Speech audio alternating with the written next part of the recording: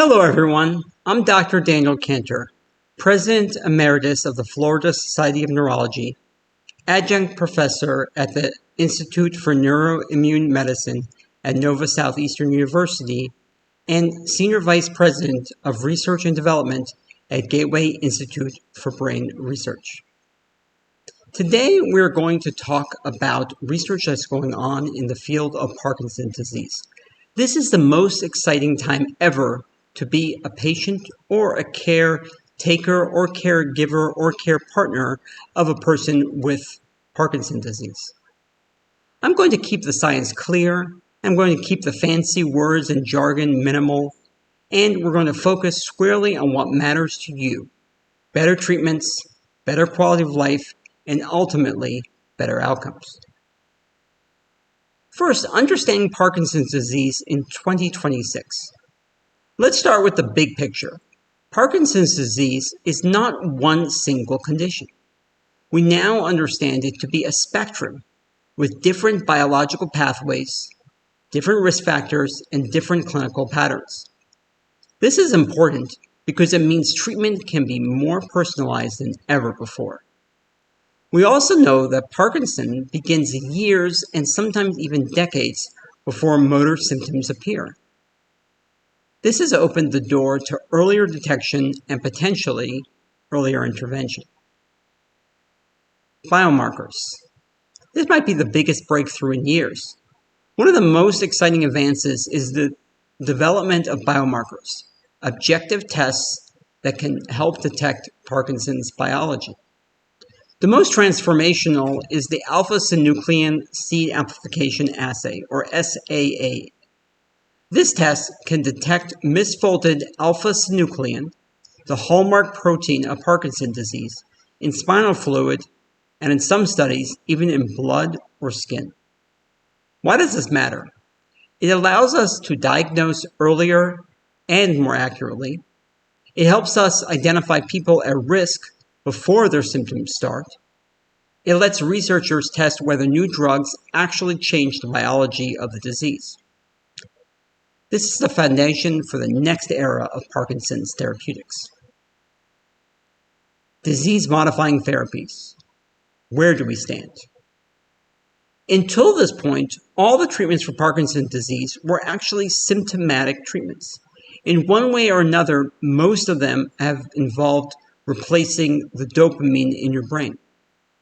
But now let's talk about treatment aimed at slowing or stopping progression. First, alpha-synuclein targeted therapies. There are several approaches in clinical trials right now. Antibodies. These try to clear the misfolded alpha-synuclein. Small molecules that prevent the alpha-synuclein from clumping. Gene therapies that reduce alpha-synuclein production. While some early trials didn't meet endpoints, they taught us a tremendous amount, especially about dosing, timing, and which patients are the most likely to benefit. LRRK2 and GBA1 therapies. These are treatments aimed at helping people with specific genetic forms of Parkinson's disease. LRRK2 inhibitors are now in advanced trials. GBA1 targeted therapies, including small molecules and gene therapy, are showing promise in improving cellular waste clearing pathways. Even if you don't have a known genetic mutation, these pathways may still be relevant to your disease. Mitochondrial and lysosomal therapies. These focus on restoring the cell's energy and recycling systems. Several trials are ongoing, including agents that boost mitochondrial function or enhance lysosomal activity. Regenerative medicine and cell-based therapies. This is an area that captures a lot of imagination and a lot of the press for good reason. Researchers are now using stem cell-derived dopamine neurons to replace the cells lost in Parkinson's disease. Early human trials are underway in the United States, Japan, and Europe. These therapies are not science fiction anymore. They are real, carefully controlled clinical trials, and the early safety data is very encouraging. digital tools and real-world monitoring. Another major shift is the use of wearables, smartphone apps, and home-based sensors to track symptom continuously.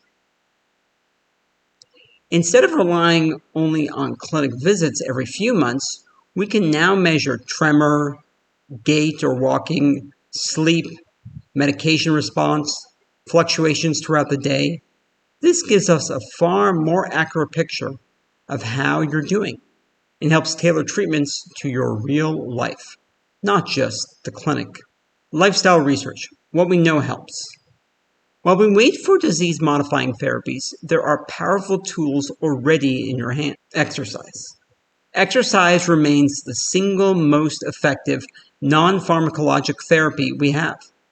High-intensity aerobic exercise, boxing-style training, and strength work all show benefits in mobility, mood, and possibly even disease progression. Sleep, gut health, and inflammation. We're learning that sleep quality, gut microbiome changes, and systemic inflammation all play roles in Parkinson's biology. Clinical trials are now exploring probiotics, anti-inflammatory agents, vagus nerve stimulation, sleep-focused interventions. These are just the beginning, and they are early and promising. The future, a more personalized Parkinson's disease. The direction of the field is clear: precision medicine. In the near future, we expect to match patients' therapies based on biomarkers, genetics, clinical subtype, rate of progression, digital monitoring data, and this is just the beginning. This same transformation is what happened in the world of cancer and autoimmune disease, and it's coming to Parkinson's disease. Finally, I want to end with this. Parkinson's research is moving faster than ever before at any point in human history. We have better tools, better science, and a deeper understanding of the disease than ever before. And most importantly, we have you, patients, families, advocates, all pushing to move forward with an actual disease-modifying therapy or even a cure for Parkinson's disease. Your participation in research, your questions, your resilience, and your voices are what make progress possible. Thank you for being here. Thank you for your courage, and thank you for being partners in this work. The future of Parkinson's disease research is bright, and I'm honored to walk this path with you. I'm Dr. Daniel Kantor, and if you want to reach out to me or to stay involved with Gateway, please visit gifbr.com/stay-connected.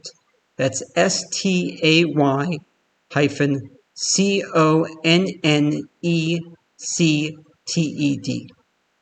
Thank you for your time.